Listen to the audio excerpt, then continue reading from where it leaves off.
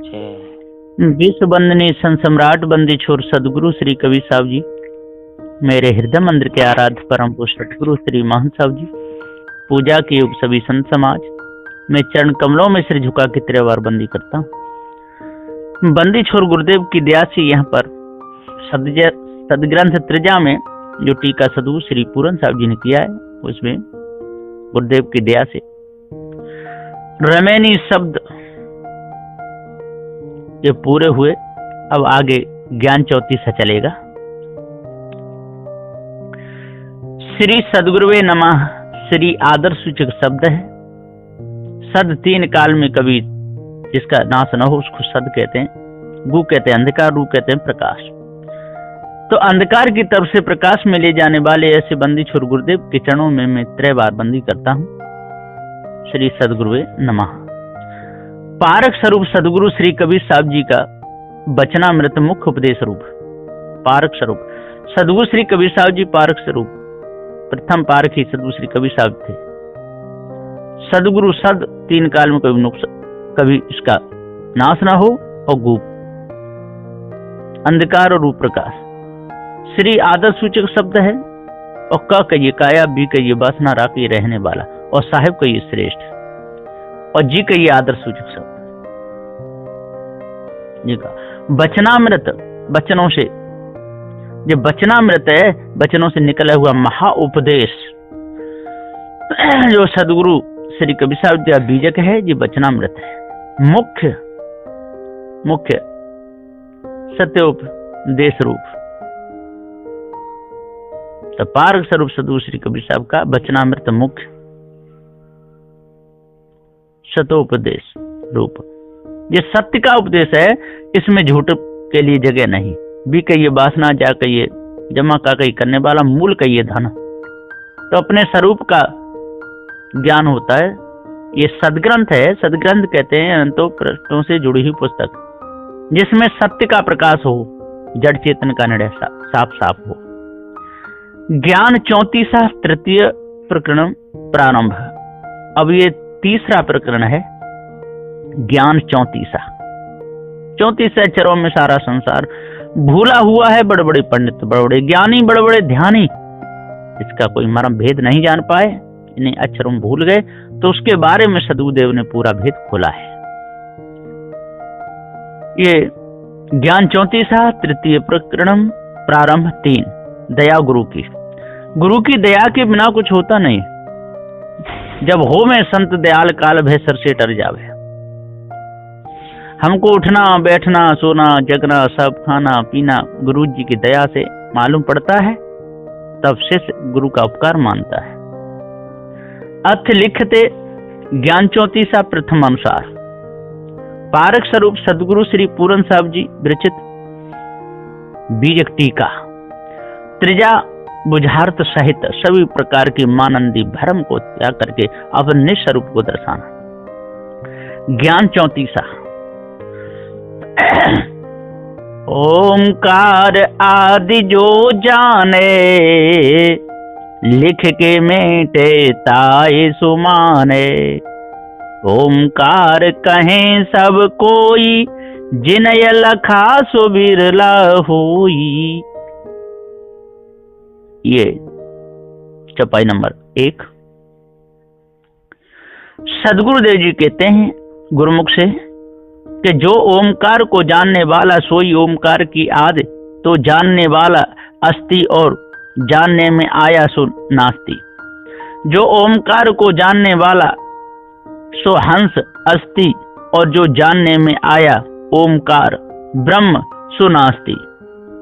जो ओमकार को लिखे और फिर मेट डारे, ताही को सांच जीव ऐसा माने। ये अर्थ ओमकार का ये पिंडांड और ओमकार का ये ब्रह्मांड के ही तरह से तो सुनो। सम मस्तक सोई बिंदु, और निर्विकार नाभि सोई विकार, और अर्धमात्रा हृदय सोई मकार कुंडली। कंठ सोई उकार, दंडक त्रिकुटी सोई अकार तारक। इस प्रकार से पंच मात्रा युक्त ओमकार जीवन ने अनुमान किया कि पिंडांड में ये संपूर्ण नाशमान मिथ्या और जीव सत्य है। ये स्थूल मात्रा हुई। अब सूक्ष्म मात्रा पिंड की सुनो। प्रथम जब शून्य स्वभाव रहता है तब शब्द बिंदु रूप स्थान ब्रह्मांड ता को निर्विकल्प निरामय ब्रह्म बोलते हैं। फिर कहां से स्फूर्ति होती है? सोई सहविकल्प अर्धमात्रा तुरिया ता को अव्यक्त सबल ब्रह्म कहते हैं। तब शब्द नाभि स्थान में विकार रूप रहता है, तब चित्त चतुष्ट उदय होता है। सो चित्त से अनुसंधान उठता है और बुद्धि निश्चय करती है। तब बुद्धि बोधव्य स्वरूप महतत्व कहलाता है। वाही को कोई कूटस्थ कहता है। तब शब्द कुंडली शून्य स्वरूप मकार होके हृदय में आता है। तब मन उद्वेग से संकल्प होता है। शब्द कंठ स्थान में उकार रूप रहता है और दंडक होता है। तहां 5 कला निर्माण होती हैं, शब्द स्पर्श रूप रस और गंध। या का सूक्ष्म देह बनता है और नाना संकल्प विकल्प होता है और फिर त्रिकुटी पर आय के आकार रूपी शब्द होता है। ऐसी पंच मात्रा मिलके स्थूल ओमकार बनता है। फिर अहंकार लेके फूटता है, सो बैखरी में आकर 34 कला धरता है। ओमकार सोई ब्रह्म और 34 अक्षर सोई माया और ओमकार कारण और 34 अक्षर कार्य जीव करता। ये अर्थ। अब अक्षरों की उत्पत्ति सुनो। कंठ अक्षर हैं 6, क ख ग घ ङ ह और तालु अक्षर 7, च छ ज य च छ ज झ य य स और मूर्धा अक्षर 7, ट ठ ड ढ ढ र स और दंत अक्षर 7, त थ द ध न ल स और ओष्ठ अक्षर 5, प फ ब भ म और दंत ओष्ठ अक्षर 1 व। सदगुरुदेव जी पुकार के समझाते हुए कह रहे हैं, समझाते हैं। और कंठ और मूर्धा अक्षर 1 छ, यह है संयुक्त व्यंजन क स छ ऐसे 2 अक्षर मिलके होता है। इस प्रकार से एक ओमकार से 34 भये, तामे 5 मात्रा मिली, याते 1 1 के 12 12 अक्षर भये। इस प्रकार से 408 अक्षर भये, तामे पंच मात्रा मिली, सोई जगत जाल ओमकार ब्रह्म रूपी खड़ा भया। अकार संबंधी 68 और उकार संबंधी 68 और मकार संबंधी 136, इकार संबंधी 68 और बिंदु संबंधी 68, ऐसे 408 मात्रा भई।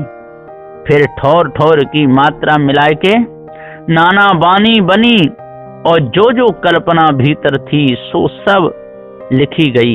तामे 3 लिंग बने, स्त्रीलिंग, पुरुषलिंग और नपुंसकलिंग।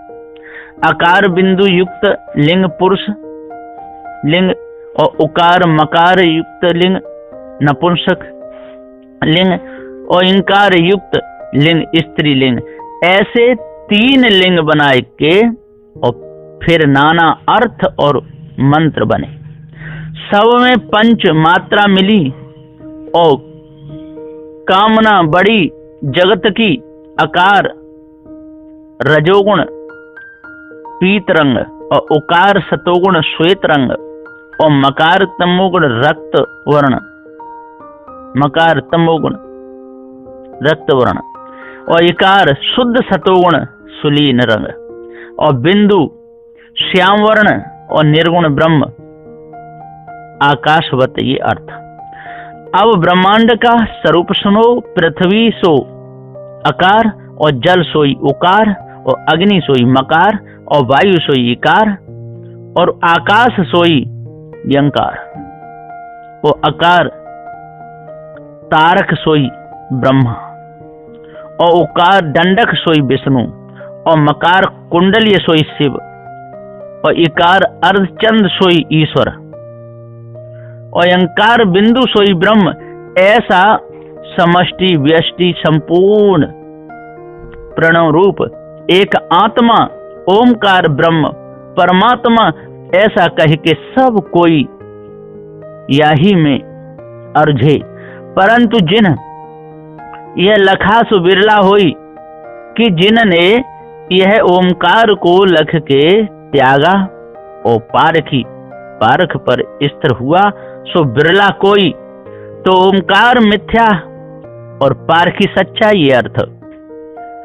कका कमल किरण में पावे शशि मृगसित संपुट नहीं आवे तहाँ कुसुम रंग जो पावे ओ गह गह के गगन रहावे। चौपाई नंबर 1। टीका माया मुख। का कहिए केवल ब्रह्म और का कहिए जीव, जो का से उत्पत्ति हुए सो का। सो माया उपदेश करती है जगत में कि हे जीव तू ब्रह्म का अंश है, तेरा अधिष्ठान भूत ब्रह्म कैसा सो तू सुन के निश्चय कर। क शब्द कर्दमो भवती और स सच्चिदानंद का शब्द तदंश जीव इत्यर्थ और क शब्द कीचड़ और का शब्द गोला। तो कीचड़ कहिए सतचित मिला आनंदता का अंश जीव और गुण उपाधि युक्त ता जीव को माया उपदेश करती है कि कमल किरण में सच्चा आनंद की प्राप्ति होगी। कमल कहिए नाभि कमल 10 दल। तो जब उन्मुनि अमनस्क योग करके और सुरति निरति इकट्ठी होए और तब कमल खुले। ता कमल की किरण में जब लक्ष्य लगे तो सहज ही सहज सतचित एक होए के आनंद की प्राप्ति होए, तब जीव की स्थिति होए और जीव ब्रह्म होए। परंतु जब चंद्र नाड़ी चले और तब नित्य पद्मासन उत्तराभिमुख करके सोहम श्वास में और सुरत लगावे, मन की एकाग्रता करे और सवा पहर का नियम करे तो कमल का संपुट खुले और ता कमल का रंग सुलीन तहाँ परम आनंद। कुसुम रंग ता रंग को जो पावे तो वो आनंद अवगाह के गहने में न आवे और बुद्धि से गहने में नहीं आवे और चित्त से गहने में नहीं आवे, अहंकार से गहने में नहीं आवे और मन से गहने में नहीं आवे और 10 इंद्री से गहने में नहीं आवे, ताको अवगाह कई। ऐसा अवगाह ब्रह्म अनुभव ताको लक्ष्य से गह के गगन रहाई कहिए। ता आनंद में लय होके ब्रह्मांड में रहना ये अर्थ।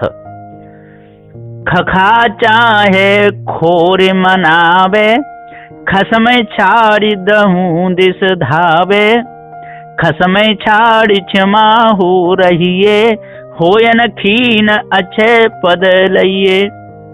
चौपाई 2। टीका माया मुख।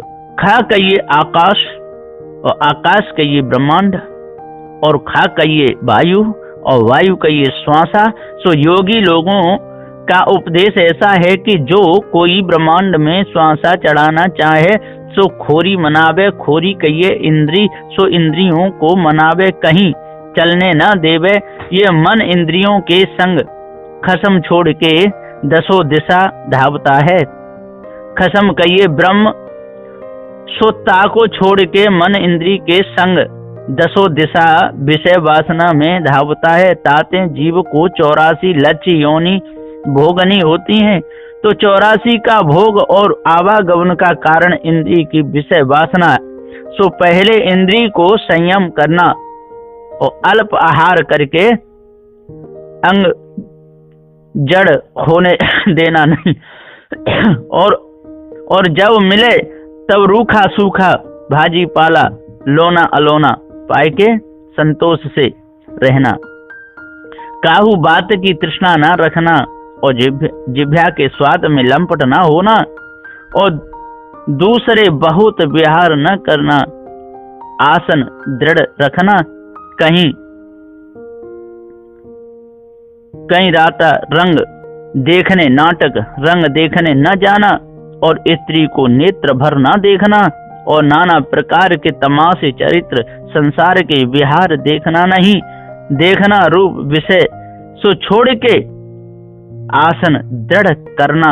तीसरे निद्रा भी बहुत न करना और कान से बहुत वाणी शास्त्र पुराण आदि सुनना भी नहीं और जगत की नाना वाणी भी न सुनना। बहुत नरम बिछौने पर सोवना भी नहीं और बहुत स्त्रियन के अंग मिलावना भी नहीं और किसी से मिलने की चाह भी न रखना और बहुत गंध सुगंध में भी लंपट न होना और किसी को देने लेने की भी चाह न रखना और एकांत में स्वच्छ स्थान देख के अभ्यास करना।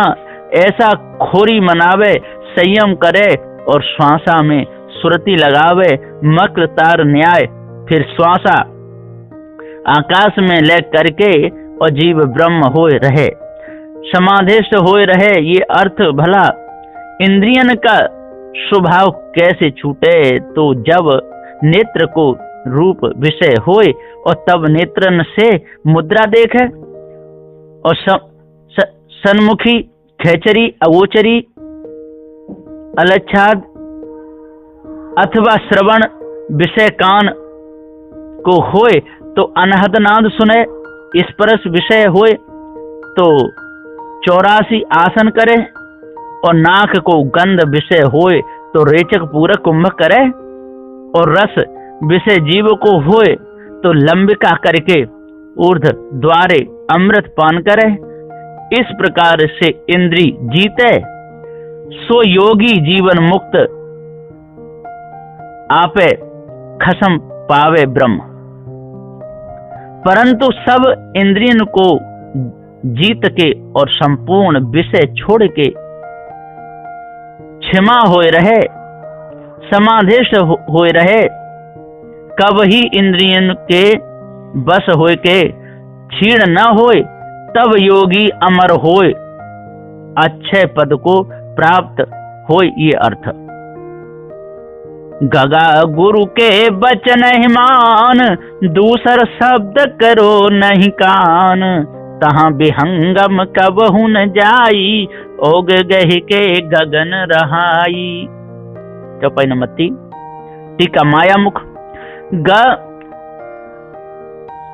शब्देन ज्ञान महाचेतन तत्पदवाच्य ईश्वर और गा शब्देन तदंसह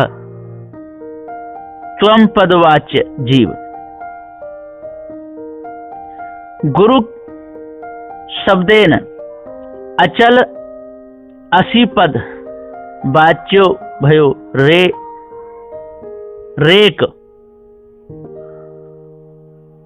वाक्य तत्वादरात यथा घटाकाश मठाकाश महदाकाश तथा तत्वमसि सिद्धांत लक्ष्यो गृहीत्वा वाचांश त्यक्त्वा सोयम अद्वैत्व इत्यर्थ। अब ब्रह्म ज्ञान का उपदेश माया जीव को करती है कि गगा गुरु के वचन ही मान। ग शब्द का अर्थ ज्ञान, महाचेतन ईश्वर तत्पद वाच्य, और गा शब्द का अर्थ अज्ञान विशिष्ट। चेतन जीव त्वम पदार्थ और गुरु कहिए अचल तत् त्वम की एकता, और असी पदार्थ गुरु का वचन कहिए तत्वमसी महावाक्य। सो ये जीव ने पहले साधन चतुष्ट संपन्न होना, योग समाधि करना, और फिर गुरु के पास जाए के तत्वमसी सिद्धांत सुनना और उसका वाच्यांश छोड़ देना और लक्ष्यांश ग्रहण करना कि तत्पद सोई त्वमपद और त्वमपद सोई असी पद है।